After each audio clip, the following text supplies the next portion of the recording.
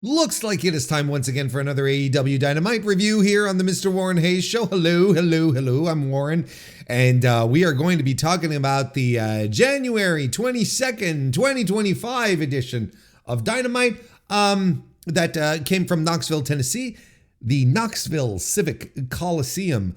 Well, why don't we get the business stuff out of the way like we usually do, right? 2,467 tickets were distributed, according to WrestleTix. The last update that we received yesterday, as per usual. I'm recording this on the Thursday, therefore on the 23rd. So when you consider the setup was 2,709, I mean, that's fine. They practically hit their target.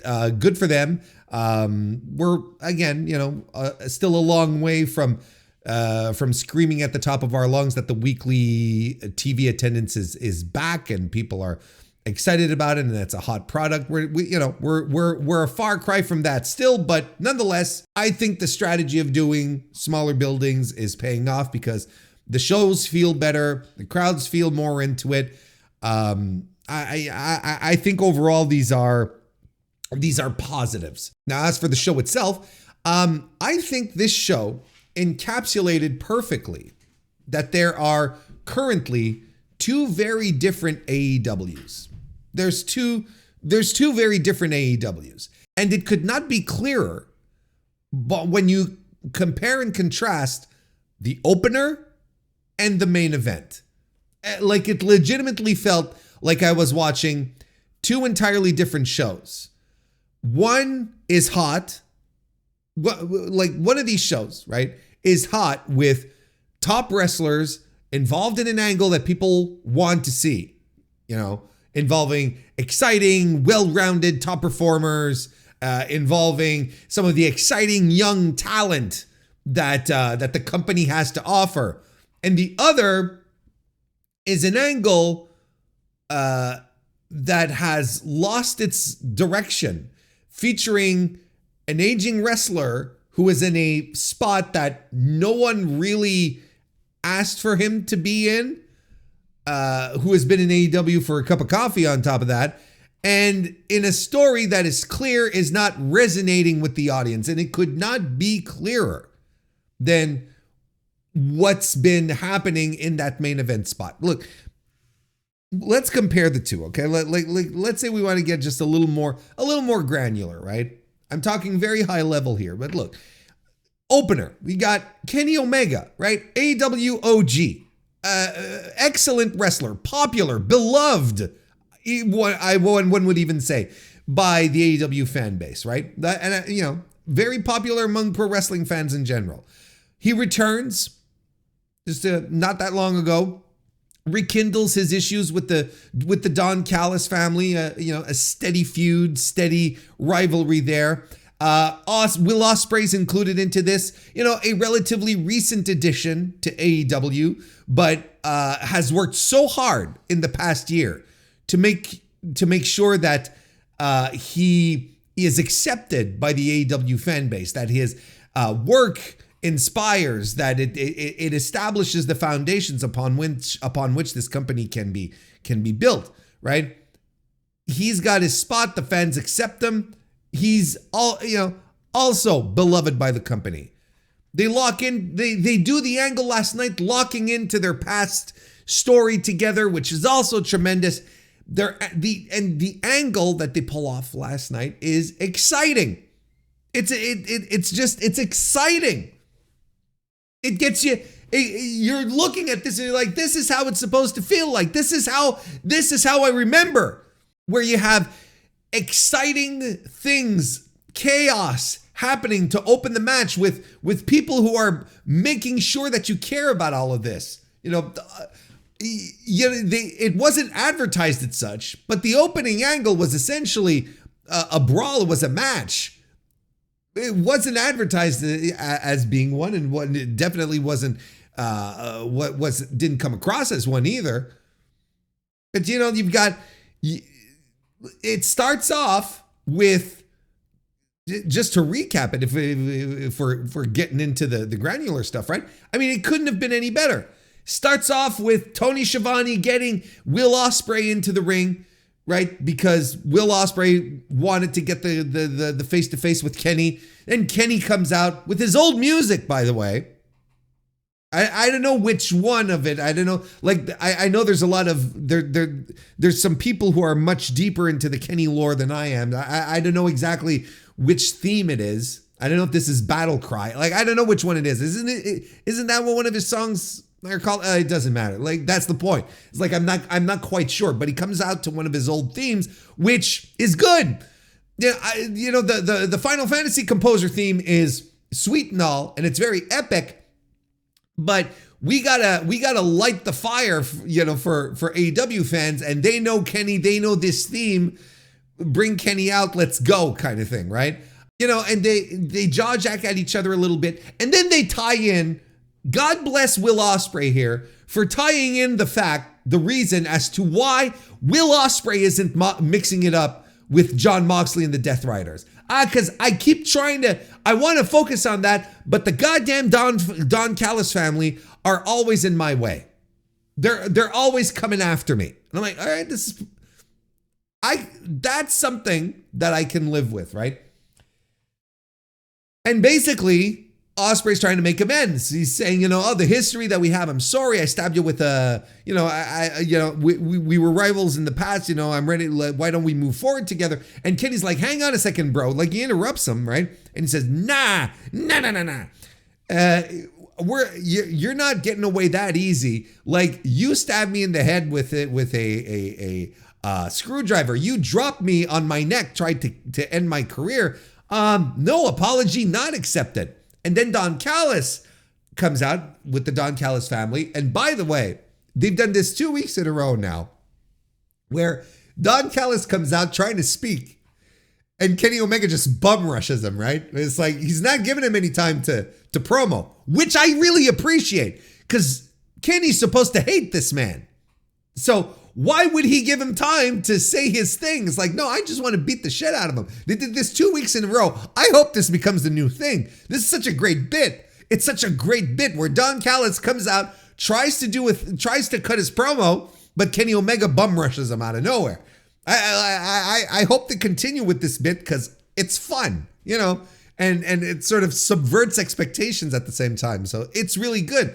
So it turns into a schmoz. Kenny gets overwhelmed by the numbers of the Don Callis family. So then Will Ospreay, he's in the ring. He's like, they just told each other to piss off, basically, right? And Will's in the ring, and he has a moment of reflection. He's like, he's got too good a soul to let this happen. So despite what Kenny Omega just told him, he's got to do the right thing. And he rushes to the ring to the aid of Kenny, starts beating back the Don Callis family, who at this point was Konosuke Takeshita and Kyle Fletcher. So then they start brawling, and they brawl all over the arena. Then eventually Brian Cage and Lance Archer get involved as well, right? And they fight all the way to the back to the concourse. They fight around a merch table, and Kenny and Will, they double suplex Archer across the table, which was tremendous, and they fight back into the live area, and Will jumps up. He does a little jumping thing, parkours up a wall basically to get to the top of a balcony thing, and meanwhile Kenny Omega he's climbing a fucking meanwhile Kenny Omega is climbing up some rigging. So, like, oh no, I'm sitting there and I'm going, guys, don't do this. You don't have to do this. But they did it. They do stereo Orihara moonsaults off of their spots, right? The only thing, and that was freaking awesome. And I was like, why? This is so cool. Like, just complete and utter nonsense, right? The only thing that could have made this better was better camera work. I thought the camera work during this entire thing was really shitty. And I don't mind chaos in my camera work in these types of situations because it does help feel like it's unplanned. But when you have planned spots, like I think there was a spot that was planned where Will Ospreay was supposed to have been thrown down some stairs by Lance Archer. But the cameras got there when the thing was done, and it's commentary that had to put it over. I think Lance Archer just threw him down some stairs. How do you know, Excalibur? Unless you have it on your format sheet. There's no way you knew this. So the camera work wasn't great for the moonsaults either, but we still got to see it, and it was awesome. Okay? And then they climb up the rigging, the truss, right? Both of them climb back up, and they're standing there. Fucking Kenny Omega and Will Ospreay, and Kenny's got the microphone, and he's like, brother, Australia, Takeshita and Fletcher against the two of us. We're gonna set our differences aside. He says, you were asking for an apology. I should apologize to you, kind of thing. And that was tremendous. Like, what a fucking finish. And the two guys up in the truss, in the rigging, speaking to the audience. And they had the nerve, they being AEW, had the goddamn gall to start off Kenny Omega's music before he finished his promo and landed his catchline, his catchphrase. And he called it out and said, I know I haven't been here in a while, but this is usually how it goes. He does the goodbye, good night, bang thing, right? He does the thing, and then he's like, now you can hit my music, and I got to get down because I'm afraid of heights. What a fucking tremendous way to start the show. And I'm sitting there, and I'm feeling shit, and I'm excited, and I got a smile ear to ear, and I'm going, there you go again. Once again, AEW gives us a glimmer of what it was and what it should be. Yeah, because this is again something that the other guys will not do. The other guys will have a 10-minute promo to begin. Like, it's standard fare. Starting off a show with this kind of bonkers ass action just doesn't happen with the other guys. Another way to differentiate yourself, to set yourself apart, instead of trying to emulate, break the mold, do something new. Because emulating's not working. Trying to be sports entertainment light is not working. Your business metrics prove it. But aside from all of that, this ruled. This was fantastic. Now let's compare and contrast. This is the exercise we're doing. Coming back to that. Let's talk about the Death Riders Adam Cope stuff. Let's compare. Who do we have involved in here? Jon Moxley, AEW OG. I'm going to put him right in there. I don't give a shit. And I think a lot of people would agree. AEW OG, Jon Moxley, popular, good wrestler, beloved by the fan base. Death Rider angle that he's in right now. I think it's been soft, and I've hammered this over multiple weeks here on the review. It's soft because only mid-carders have been standing up to John. No one of the upper crust of AEW, none of the top guys are standing up to him. None of them. At least we got some kind of explanation. We've got some kind of worlds colliding here where Ospreay's like, yeah, I'd like to come take care of this Jon Moxley fella. But yeah, I got the bald guy and my former friend who just won't leave me alone, kind of thing. And then also involved in this angle is Cope, Adam Copeland, who, in all fairness, surpassed expectations with his AEW run, I think, right up to now. I think everyone there was a certain amount of trepidation upon in regards to him joining AEW, but he did, and I think that it's been a net positive before he got injured. Good program with Christian Cage, just good stuff overall. But I don't think anyone was really excited at the prospect of Adam Copeland. I don't think anyone, I don't want to, okay, hang on. Let me say that again. I don't think many fans were looking forward to the Adam Copeland world title run in AEW or even like being in a world title program. I think everyone was pretty satisfied with the spot that he had on the card. This feels a little overblown. And look, this is also something I've been talking about over the past couple of weeks, and is such that Copeland defending AEW when he's been in the company essentially for a cup of coffee feels kind of weird when there are actual originals from the company who are still here who should be saddling up to battle for the soul of AEW. And there's the whole thing about what are the motivations of the Death Riders and so on and so forth. But I feel like I've beaten that horse to death at this point. I want to talk specifically about these segments and how these things, these vibes, these feelings, this booking is affecting this part of the show, this part of the promotion. Because this is, again, when you look at the match against Pac, as opposed to the opener, it just blows your mind as to how you can start off so hot and then finish so flat, so completely devoid of interest and just like flat. You know, they've got you on the heart monitors, and at the start it's going beep, beep, beep, beep, beep, and then all of a sudden it does flatline. I know about heart monitors now. I know what I'm talking about. The match with Pac was, here's the thing, solid, well-executed work, but boring.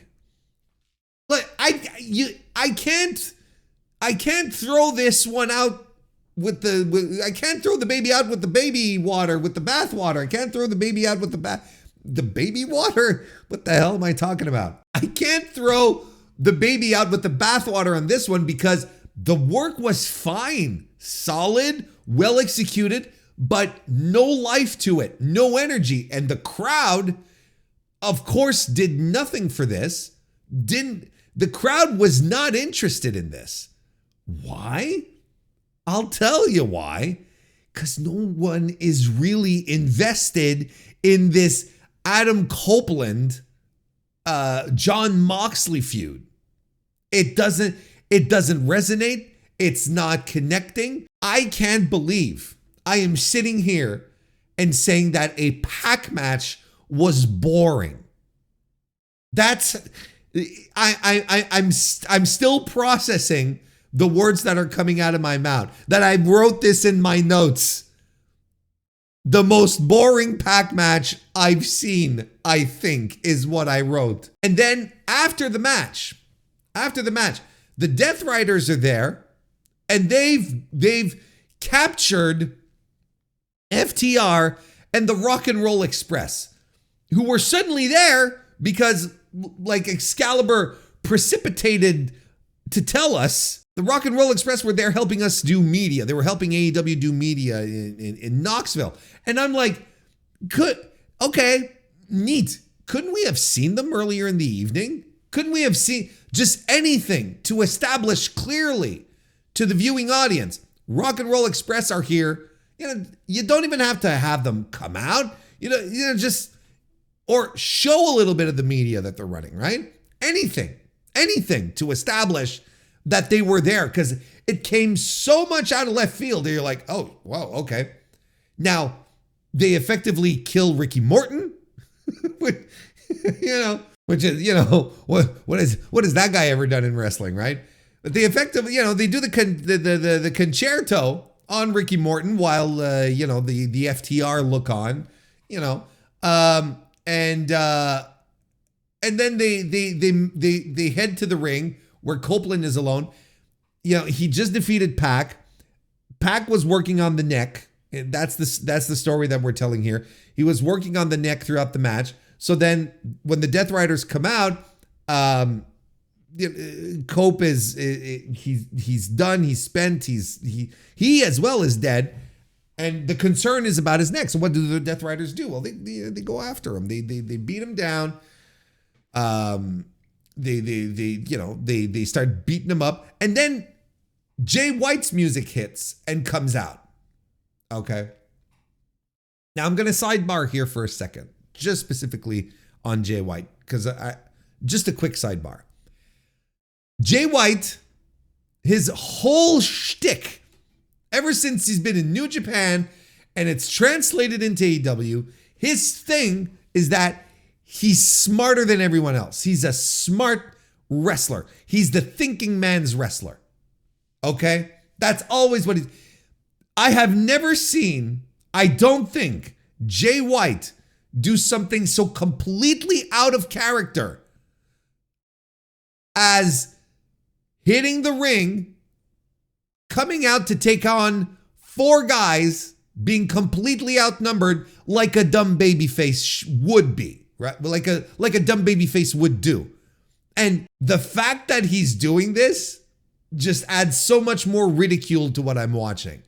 I don't understand how Switchblade Jay White would be like, 4 guys in a ring, I can take them. No, this would be a guy who'd be like, I'll let this one pass. That's how he is. Anyway, but I understand he's in a babyface turn now, and apparently we're back to having idiots as babyfaces now. You know, it's like, apparently this is what we're doing. But end of the sidebar, back to the thing. Throughout all of this, throughout the entire match, there is no reaction from the crowd. During the entire beatdown by Mox, there was no reaction from the crowd. I think the only reaction was the concerto to Ricky Morton. I think that's only when you heard the crowd go, ah! But there was nothing. And the Death Riders beat them up and they leave, right? And they step out. And that's it. That's the whole thing. Everything to little to no reaction from the audience. And to me sitting there going, could you get any more painted? Could you get any more paint by numbers than this? This is why I sometimes get frustrated at the idea of, oh, well, we've got all these creative people backstage pitching all these ideas and all the creative. And then you end up with this stuff. You end up with stuff like this. And you're like, this is the antithesis of creativity. This is because all of this that happened in the ring, at the very least, for this final angle is all contrived. It's all stuff that we've seen before, multiple times, and done in such an uninspired way. Like there was nothing special about it. And this is supposed to be the unit, the faction, the stable in AEW that is supposed to strike fear into the hearts of men. That's supposed to have everyone watching their backs, having the promotion, locked down, everyone living in fear of them. When you look at other groups in the promotion, such as the Hurt Syndicate, there are other groups in the promotion, such as the Hurt Syndicate, who come across as threatening and vile and, powerful and undethronable, whatever, right? The Don Callis family comes off as more as a threat than this. So an extremely boring match leading into an uninspired final angle where Moxley's group just feels like another bunch of heels is such a weird way to end it up. And this is your world title program. This is what's supposed to be up there. And you're doing this with Adam Copeland, a guy who, again, has been so briefly within the company and who the fans are clearly not accepting. I don't want to say rejecting, but they're not accepting him as a guy to come after Moxley or aren't buying it. And yet you're not firing up a lot of the guys in this company that people do want to see and would absolutely love to see in this position. Ospreay, Omega, absolutely. Swerve, I'd even say MJF, Adam Page. Like, you've got a litany of guys who could be in this spot here, mixing it up. Again, just to reiterate some points that I made previously, Jon Moxley, I believe, is not the problem here. I think everyone buys into a world champion Jon Moxley. I think the angle has not been servicing that view. Imagine if Jon Moxley was the guy who was the champion and his first challenger was Will Ospreay, and he defeats Will Ospreay, and then his next challenger is Kenny Omega, and he defeats Kenny Omega, and then he beats, Swerve, and he beats Hangman, and then you bring in Darby, and Darby's the one who does it. That's much more, because that's what everyone assumes the plan is, right? But right now, Jon doesn't feel like an effective heel. He's not taking out the top guys. Who is he taking out? Orange Cassidy? He did a four-way match, which is like whatever. And now Edge, who no one buys as a top guy right now.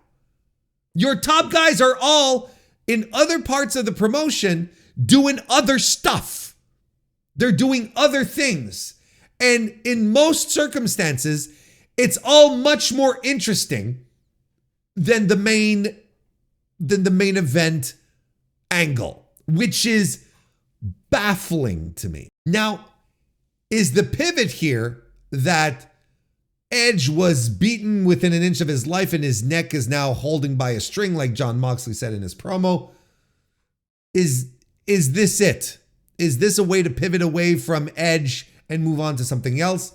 My heart says yes, but my head says no. I think I don't think they're abandoning ship on this. But imagine, like, I can't fathom enough how cool it would have been for Mox, world champion, to be beating like the top champions, former champions, but the people's heroes, right? And top guys that you buy are top guys like Ospreay, Omega, and Hangman, and Swerve, and MJF, only to get us to the last guy who has a sliver of hope of defeating Jon Moxley, that being Darby Allin, the underdog, the guy who takes a beating and keeps on ticking, but never really ends up like winning all sorts of matches like and then he wins the title. Imagine how much more significant that would be for Darby. Like, if Darby came back tomorrow and challenged Mox, or immediately after the Edge program or the Copeland program, and he comes in and he challenges Mox, everyone's gonna be like, okay. Again, it's not all that exciting because you're not doing the proper build. So I don't think Mox is doing a bad job. I think he's doing the best with whatever he's being served right now, which is more like cafeteria food than a wonderful 5-course meal at your favorite Italian restaurant. So anyway, the ending of Dynamite just completely represented how the dichotomy between the good and the bad, but you can point to the bad stuff being a result of baffling decisions, of things that just don't make sense, and you wonder why we're going through with this when clearly it's not working, or / we had a feeling it wasn't going to work. And I think this is the issue with Cope and the Death Riders right now. The Death Riders really needed a high-level player to sink their teeth into. And Cope's not the guy. Cope is just not the guy. Nice little mid-card act, TNT title dude, doing the Cope Open, wrestling guys right and left. That's a nice little spot to be in. Credible. It's fun. But here, It's not working out. So I think I've been trying to close up this point like on 3 different occasions. I'm going to do it now.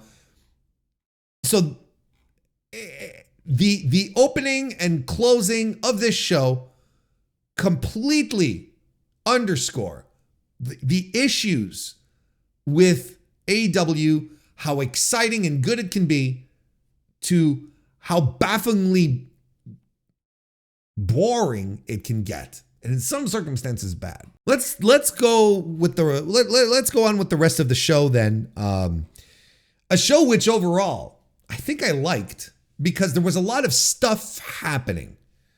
And look, you start off a show as hot as this, you got me on. I'm on your side. Like you've melted my icy heart. You know, I'm ready to go. But there's a lot of stuff that happened here on the show. As far as wrestling goes, like as a wrestling show, I didn't think the wrestling was all that good overall. You know, I think the best match of the night was Jamie Hayter versus Julia Hart, which was good and miles better than their January 1st match. Like just on 2 completely different levels. But you know, like the in-ring was all right. You know, these weren't the Dynamites of old here, but we had some good stuff happening around it. There was a lot of things happening. So let's get to it. After the Omega Ospreay Don Callis family angle, we got a little sizzle reel for Pac, who I think this angle is doing him more harm than good, but that's just me. But I'm going to throw it out there. We'll reserve judgment later on, but I think this isn't good. Then we go to the Death Riders, Moxley, Wheeler, Marina, and he cuts another good promo. Like here's the thing: is like Mox is Mox, and it's another good promo. It's not one of his best, but he does call back to Bryan Danielson's neck issues. He's basically said it. It's hanging. His neck was hanging by a thread. So and yours too. And Darby Allin had a death wish, and I gave it to him. So he's basically threatening Adam Cope with permanent bodily injury. So I mean, hard not to get behind that in a wrestling context. Then we had the Hurt Syndicate defeating Private Party to become the new AEW World Tag Team Champions. Was this just like an extended squash? Was just right? Like Private Party got some offense in, but boy oh boy, the idea here was for the Hurt Syndicate to come across as killers. They came across as killers here. They destroyed the champions. This was, I don't think this was necessarily a competitive match. Maybe squash is a little harsh, but the vibe is there. The feeling is there. Private Party was not going out there to put up a fight and give Bobby Lashley the old 1-2 kind of thing. Look, personally, I didn't think Private Party worked as champions. I'm not high on them to begin with. I don't think their championship run worked for them. I think that part of it is because of how they were booked. Because just before getting into the feud with the Bucks, they were part of the job squad that was eating shit week after week by the hands of the Death Riders. They were just like losing matches and getting the tar beat out of them and getting their hands crushed by mallets and whatnot. Like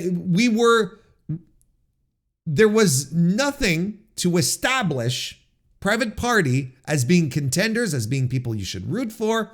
It's almost as if they should have gone up some ranks. It's almost as if some rankings would have done the trick here. So instead of going directly from the program where they're getting the shit beat out of them by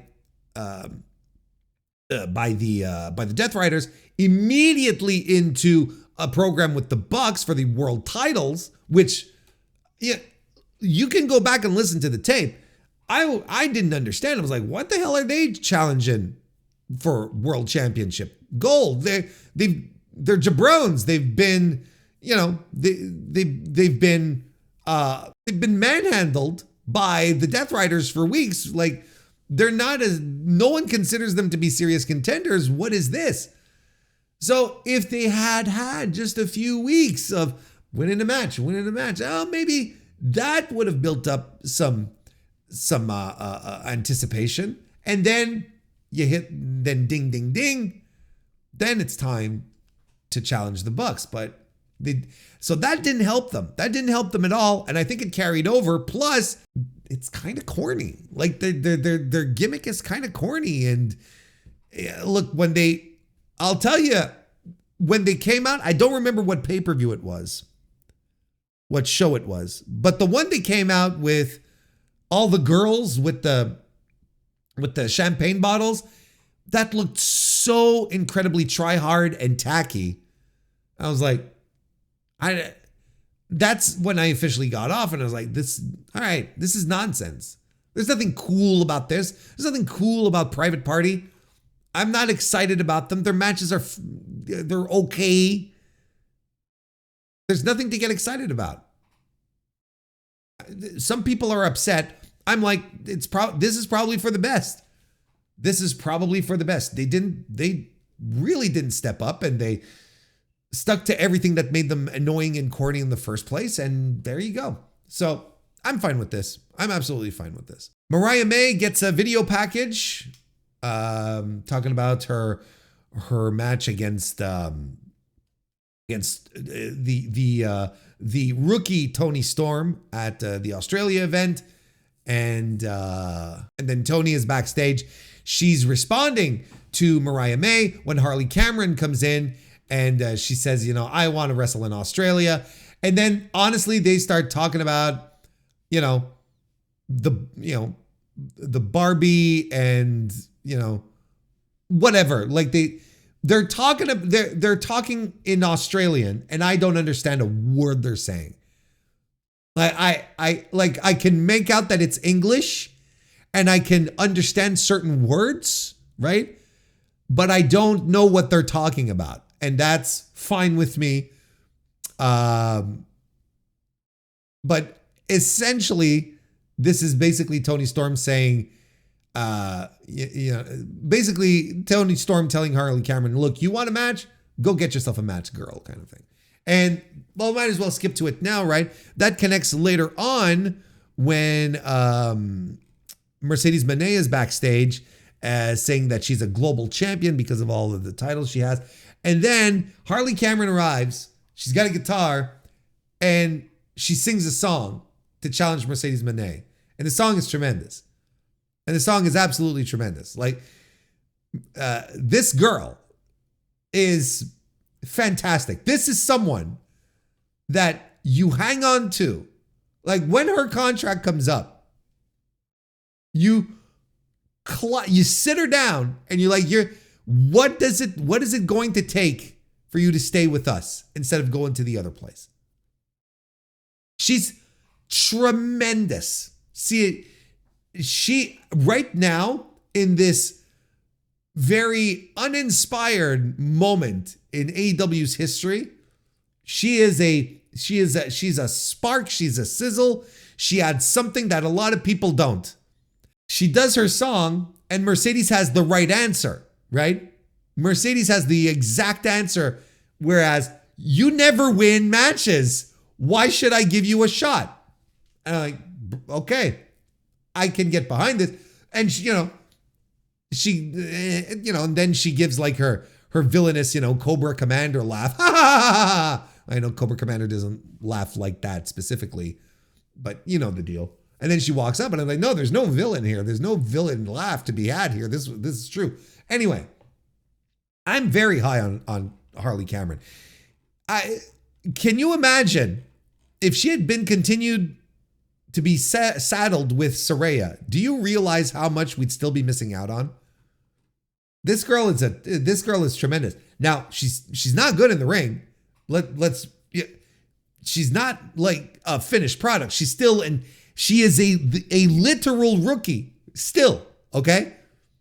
One is pretending to be a rookie. She is an actual real deal rookie.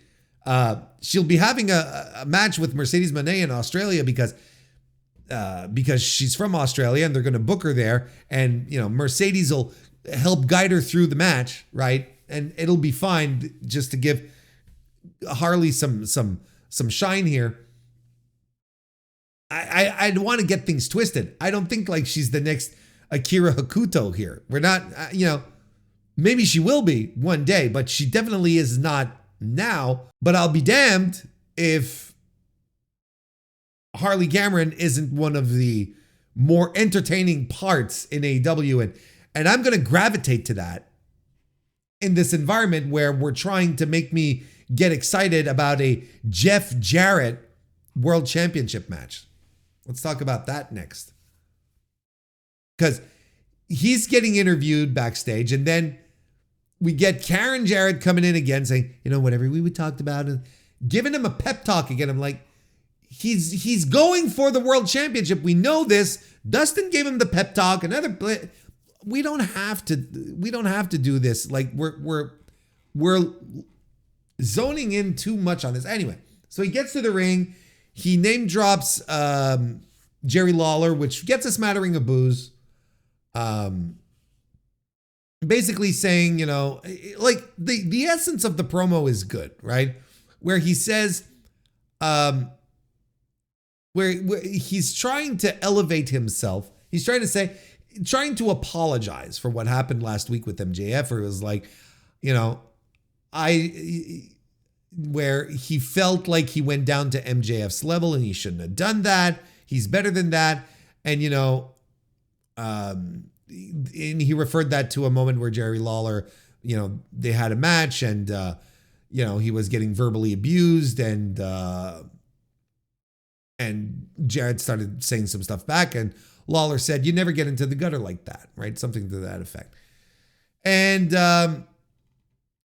Jeff basically said, "Look, Max, whatever happens, if we're going to settle this with no lights, no camera, I'm going to take you back out to the woodshed and beat your ass." Okie dokie.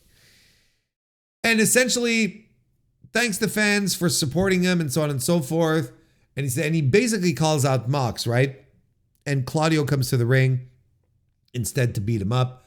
And Double J calls him out and says, "Don't turn your back on me.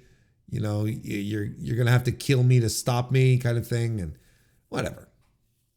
So, like, the essence of all of this is fine, but I still think, I don't know why we're allocating time to this.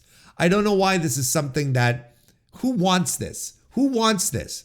And you know who I blame? I'm going to blame all of you. That's right. I'm blaming all of you out there who got who got all into the feelings after Jarrett cut an extremely moving promo during the Owen Hart tournament, right? And then everyone was like, "Oh, you gotta give Jeff Jarrett his moment," and then you wanted him booked on a big spot at Wembley Stadium, and this is all your fault. This is all your fault. I like Jeff Jarrett enough. I think they were doing tremendous work with Jeff Jarrett up until this point. I thought he was booked perfectly. But this is heavy-handed, and you can tell they're trying to recapture the magic of that promo, of that feel-good moment by creating feel-good moments and bringing up the history. And oh yeah, he wrestled on these territories. Oh yeah, he's got so much, but it's not working. It's not working. Why? Because it's Jeff Jarrett, and Jeff Jarrett in top spots has never worked out. It's never been good. And the tape is there. You can go back and watch, and you can try to convince me that Jeff Jarrett had these great runs as world champion and they're memorable and whatnot, but I would 100% disagree. Swerve Strickland defeated AR Fox. I thought that was pretty fun. Call back to the history and whatnot. And, AR Fox seemed to be in top form, doing the run up the post moonsault spot, and it's all good. And then Ricochet runs in during the match, tries to stab Swerve with the scissors, but Nana chases him off with a lead pipe. And it all comes to a crashing end with the flatliner, the house call, and the Swerve stomp for the win. Swerve looks cool. And here's another thing, right? You need more guys in this company to look cool, like legitimately look cool. And Swerve looks fucking cool. Like, he looks tremendous in every way. So a nice little match. After the match, Ricochet is threatening Prince Nana with the scissors backstage, holding him up to his throat. And I'm like, wow, we're getting into legit assault here. All right. And Nana looks, Nana's not goofing off. He's like, okay, this is serious. And he's not moving and he's terrified. So yeah. So basically, he's getting that to get back at Swerve. And he tells Swerve that next week, I got a lot to get off my chest, and I'm going to do it. No one's going to stop me this time. No one's going to boo me out of the building. So on and so forth. So then there you go. Fine little match. Good little match. Good segment. I mean, I think this segment, this angle's been working, so I don't have an issue with it. Learning Tree have a New York Minute, and that leads to, which leads to Big Bill challenging Powerhouse Hobbs. This week on Collision. Would Powerhouse Hobbs respond? Well, we'll find out in a few. There's a J-Brone already in the ring, setting up for a match, and MJF's music hits. He comes out like, Max is wrestling? No, of course not. He comes out in his dress clothes, and he gets on the mic, and he calls Jeff Jarrett out, basically saying, that he should have accepted the offer, and that if Jeff Jarrett thinks that in 2025 he's going to be the next AEW World Champion, he's delusional. I think he called him senile on that one. He says Jarrett thinks that he can continue to have a career in a business that no longer loves him. The fans no longer love him. And he's going to learn that he should have made a deal with Max instead of all of this, right? So it's basically Max coming out to run down Jarrett, and he's going to learn that defying him was not a good idea. So I think you can all see where this is going. Jeff Jarrett is probably going to have a match against Mox, and Max is going to cost Mox the match. How about that for a tongue twister? Max is going to cost Jeff the match, not Mox.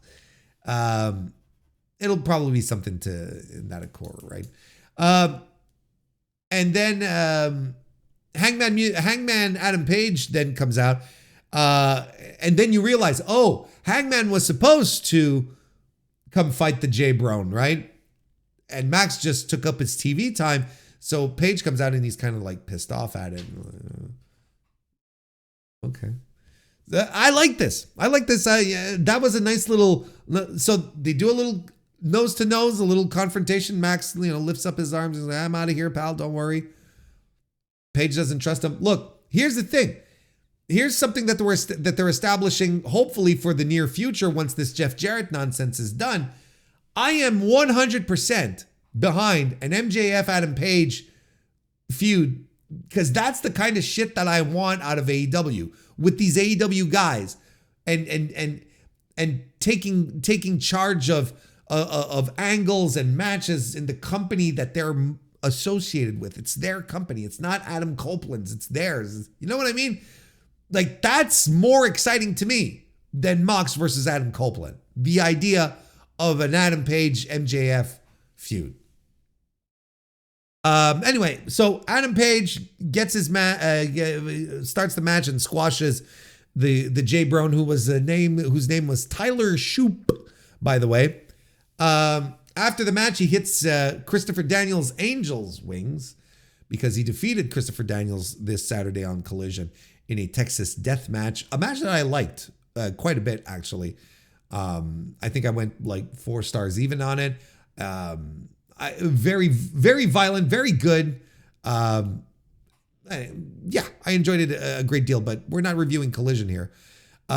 Christopher Daniels then comes in And he's wearing a neck brace, and Paige walks right up to him, and he says, "Look, I don't want to. I don't want to get beaten up again. I don't want to fight you anymore. I'm done with this." He says he really didn't want stuff to escalate as far as it did. So he's been advised to no longer wrestle by his doctors. And he says he's sorry that it went to all of this. That he's sorry that it led to all of this. And he hopes Adam Page can be happy, patting Page like on the shoulder or whatever, and walks out. And then you can see Hangman being like conflicted, because that's Adam Page. So are we having another Hangman Adam Page's conflicted storyline? Yes. Am I okay with this? Yes. I think it's really, I think it's interesting. I'm into it. I don't have an issue with it. There will likely be people who are going to be like, oh, another one of these more. Yeah, but it works. It works for the Hangman. Like, he had his descent to hell, right? And I think they saw that there's only so much you can squeeze out of this version of Hangman. So I am completely okay with it. Then we had the Mercedes Moné vignette, which we already talked about. Then Jamie Hayter defeated Julia Hart, which, like I mentioned, was probably match of the night. I thought it was very good. Well, very good. I thought it was good. It was a good match. Very strong. Well done. Energy, life to it. Good stuff happening. And I can't emphasize it enough. So much better than their January 1st match. And then after the match, Jamie Hayter cuts a promo where she basically puts over Hart, right? And telling her, she respects her because she marches to the beat of her own drum.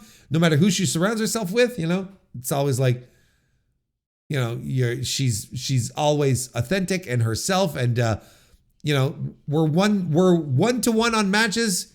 If you want the rubber match, I'm here, and walks up. And I thought very effective, very good promo. Very good. Baseline, basic, good stuff.